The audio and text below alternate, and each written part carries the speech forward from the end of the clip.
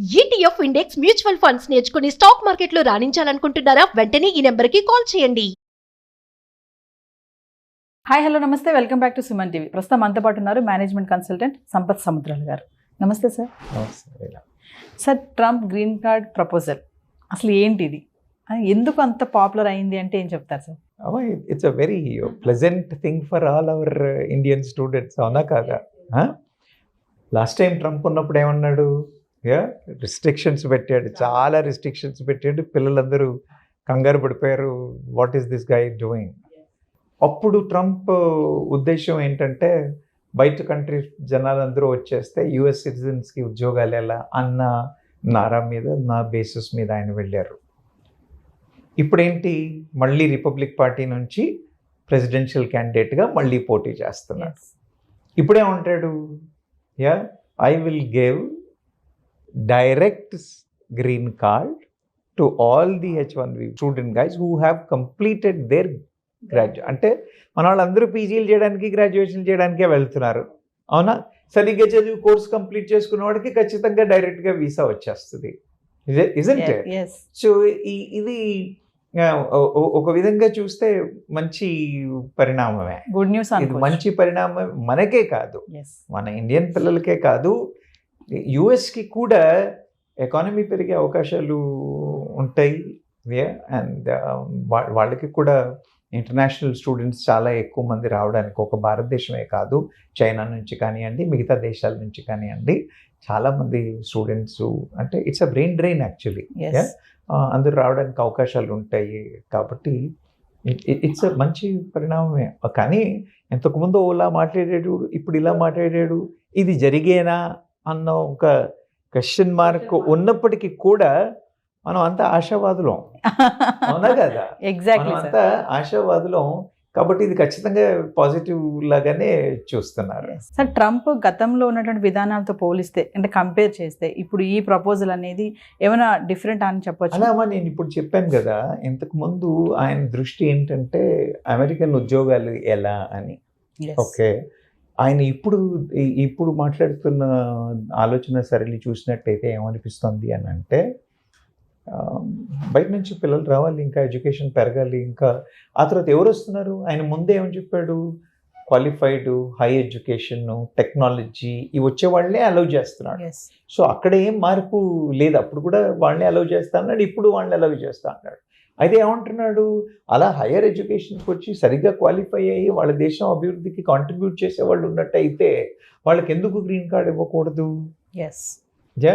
సంపద పెరుగుతుంది, అడ్మిషన్స్ వల్ల అడ్మిషన్స్ పెరుగుతాయి, వేరే కంట్రీలను మానేసి ఇండియన్స్ కూడా they will start looking at it. So ఇండియన్సే కాదు, వేరే కంట్రీస్ నుంచి, చైనా లాంటి కంట్రీస్ నుంచి, మిగతా కంట్రీస్ నుంచి వచ్చే వాళ్ళు కూడా వాళ్ళ నంబర్ ఇంక్రీజ్ అవుతుంది, ఈ అవకాశాలు పెరుగుతాయి. కాబట్టి ఆయన ఇప్పుడు ఎలక్షన్స్కి మాట్లాడుతున్నదిను, తర్వాత what is his foresight he has అనేది అంటే పాజిటివ్గానే ఉందనే చెప్పచ్చు.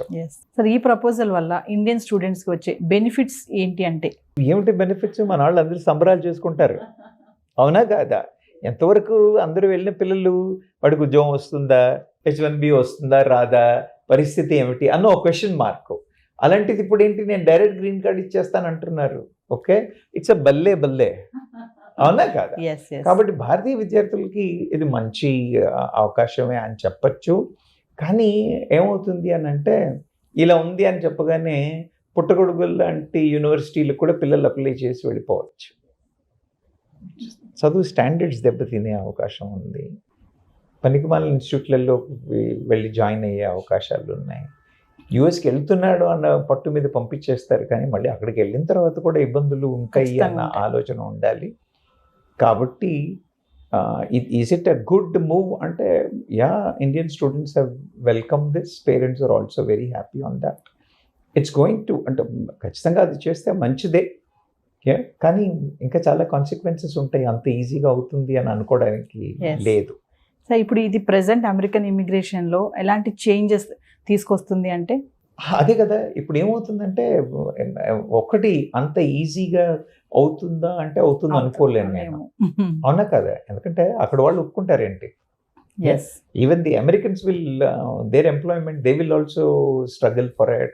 అది వాళ్ళు అంత ఈజీగా ఒప్పుకోరు. ఒక పాయింట్. ఇమిగ్రేషన్ పెరుగుతుందంటే ఖచ్చితంగా పెరుగుతుంది. ఇప్పుడు మనం కెనడా వెళ్ళేవాడు కూడా he will divert towards US. Australia, New Zealand, కెనడాకు వెళ్దాం అనుకున్న వాళ్ళందరూ కూడా ఒక విధంగా యుఎస్కి వెళ్దామని అనుకునే తర్వాత అవకాశాలు లేక they have explored and looked in to some positive aspects in these universities and going. అవునా కదా? ఆ లెక్కను చూసినట్టయితే ఐఎమ్ షూర్ ఇమిగ్రేషన్ ఖచ్చితంగా పెరుగుతుంది. And a lot of Indians would like to move, and there will be a serious what you call hike in the immigration. Yes. Sir, ఈ ప్రపోజల్కి ఆపోజిట్గా ఎవరైనా మాట్లాడతారా అంటే? ఎందుకు మాట్లాడరు? అవునా కదా? ఎందుకంటే ఇప్పుడు ఈ మైగ్రెంట్స్ని రావద్దు అని రిస్ట్రిక్ట్ చేస్తున్న అమెరికన్స్ చాలా మంది ఉన్నారు. అవునా కదా? అసలు లాస్ట్ టైం ట్రంప్ అలా మాట్లాడడానికి కారణం కూడా వాళ్ళే. అవునా కాదా? వాళ్ళు ఎలా ఒప్పుకుంటారు?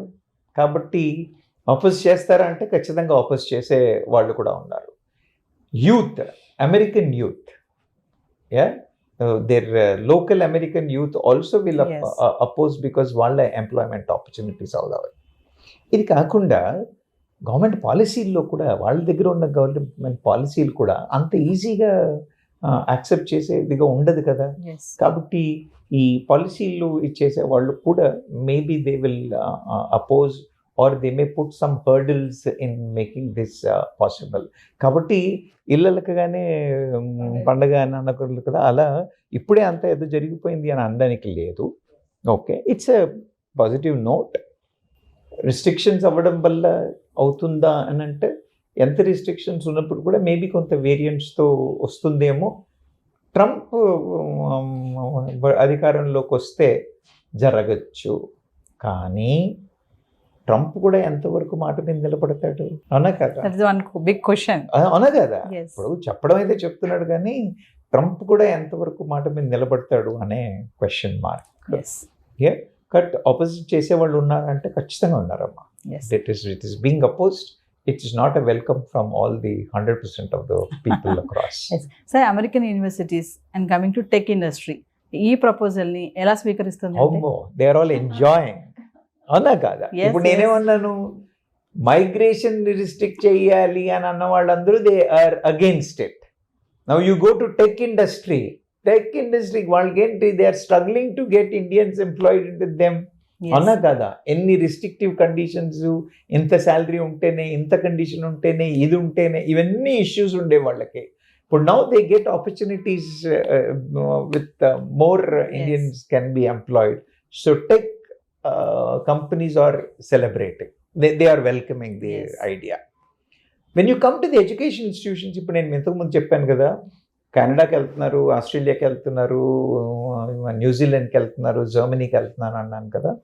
అక్కడి నుంచి then the priority will move more towards the US. ఎందుకంటే అప్పుడు అడ్మిషన్స్ కూడా, ఇప్పుడు there could be some institutes where the admissions are not happening because of these.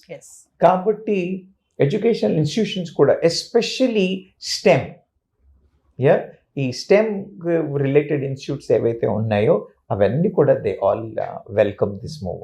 Yes sir, ఒక ప్రపోజల్ వచ్చింది, దాన్ని ఇంప్లిమెంట్ చేయాలి అంటే ఖచ్చితంగా కొన్ని ఛాలెంజెస్ ఉంటాయి. మరి ఇప్పుడు ఈ ప్రపోజల్ని ఇంప్లిమెంట్ చేయాలి అంటే ఏమిటంటారు ఛాలెంజెస్? అవును, ఛాలెంజెస్ ఏమున్నాయమ్మా? ఫస్ట్ థింగ్ నేను చెప్తున్నాను కదా, ముందు ఈ ప్రొటెస్టర్స్ మైగ్రెంట్స్కి అగేన్స్ట్ చేసే protesters they will not allow. Point 1. Point 2, మన the youth of America, the natives of America, they will oppose it. ఈ ప్రపోర్షన్ ఎక్కువైపోతే దాన్ని ఎలక్షన్స్ మీద ఇంపాక్ట్ పడుతుందా అని అడ్వైజర్లు కూడా ఏం చెప్తారో ట్రంప్కి మనకు తెలియదు. తర్వాత policy makers, the policy guide చేసే వాళ్ళు వచ్చి కూడా ఉన్న దాని ప్రకారంగా ఉన్న ఛాలెంజెస్ ఫోర్కాస్ట్ చేయడం వల్ల ఏమవుతుంది అనేది చెప్పలేము. లేదా ట్రంప్ యాటిట్యూడే మారడానికి కూడా అవకాశాలు ఉన్నాయి. ఇట్లా విభిన్నమైన పరిస్థితుల్లో మన ఇండియన్ స్టూడెంట్స్ ఫ్యూచర్ ఎలా ఉండబోతుంది అంటే? అమ్మా, నేను ఇంతకుముందే చెప్పాను కదా, ఇళ్ళలగ్గానే పండగ కాదని నన్ను ఎలాగైతే అన్నామో, ఇదేదో అయిపోతుంది అన్న పాజిటివ్ మూడ్లో పరిగెత్తడానికి కాదు. Okay, they have to prepare, they have to upskill themselves, they have to research the universities. ఇప్పుడు ఏం సబ్జెక్ట్స్కి డిమాండ్ ఉంది అని అంటే AI is in demand, data science is in demand. You understand? అలా టాప్లో ఉన్న సబ్జెక్ట్స్ ని అడాప్ట్ చేసుకుని వాటిలో స్కిల్ సెట్స్ పెంచుకొని వాటిలో కేపబిలిటీ చేసుకున్నట్టయితే ఖచ్చితంగా వీళ్ళకి మంచి అవకాశాలు ఉండే పరిస్థితులు కనిపిస్తున్నాయి. కానీ అలా కాకుండా ఏదో యూనివర్సిటీలో వస్తే చాలు వెళ్ళిపోతాం అని వెళ్ళిపోయారు అనుకోండి, they will have issues. So people ఇప్పటికీ కూడా నేను చెప్పేది ఏంటంటే సరి అయిన రీసెర్చ్ చేయండి, సరి అయిన అండర్స్టాండింగ్ చేయండి, మంచి నెట్వర్క్ డెవలప్ చేసుకోండి, ప్రొఫెషనల్ నెట్వర్క్ డెవలప్ చేసుకోండి. ఇలా ప్రొఫెషనల్ నెట్వర్క్ డెవలప్ చేసుకోవడం వల్ల కూడా you will have a latest information what is happening అని ఒక గైడెన్స్ దొరుకుతుంది. దానివల్ల సరి అయిన కెరియర్ బిల్డ్ చేసుకోవడానికి అవకాశాలు ఉంటాయి. సో ఓవరాల్గా ఫైనల్గా ప్రజెంట్ అక్కడ ఉన్న వాళ్ళు స్టూడెంట్స్ మళ్ళీ వెళ్ళాలి ఫ్యూచర్లో అనుకున్న వాళ్ళకి మీరేం చెప్తారు? నేనేమంటానంటే వెళ్ళాలి అని ఆశ ఉన్నవాడు ఖచ్చితంగా వెళ్ళాలి. That's an objective. When you have your goal you have to do it. But you can't just blindly go there. Yes. Yeah, you need to prepare, you need to weigh the pros and cons. Yes. You need to ఇంతకుముందు నేను మీకు చెప్పున్నాను ఒకసారి, వాళ్ళ ticket దగ్గర పెట్టుకునే ఉండాలి అని. So mentally అయితే ఏంటంటే ఇప్పుడు నేను డైరెక్ట్ గ్రీన్ కార్డ్ ఇస్తానందుకు కొంత సొలేస్, కానీ ఆ పాలసీ వచ్చే వరకు, ఆ రూల్ వచ్చే వరకు మనం లేదు అని నమ్మి మన కేపబిలిటీస్ మీద, మన అడాప్టబిలిటీ మీద డిపెండ్ అయ్యి ఉండి వాతావరణానికి సరిగా మనం మలుచుకోగలుగుతాము, సస్టైన్ చేయగలుగుతాము అన్న దానికి రెడీ అయి వెళితే మాత్రమే మంచిది అని నా నమ్మకం. Thank you sir. Thank you అమ్మా.